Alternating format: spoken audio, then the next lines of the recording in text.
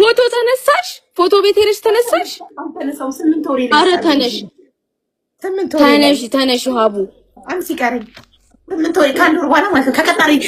ለቀጠሮ ጊዜ ይነሳሉ ለቤቢ ሻወር ቀጠሮ ጊዜ የቤቢ ሻወር አይደለ ጆይናት ግን አልፈታተ ወላሂ እኔ በጣም ብዙ መስሚያት ሰዎች አውቃለሁ። አቢባ እኮ ማለት ነው ስድስት ማለት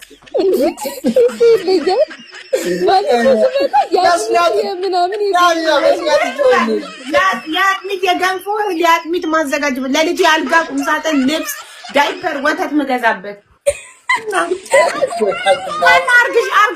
አርግሽ ብሏል። እንዳረግዝ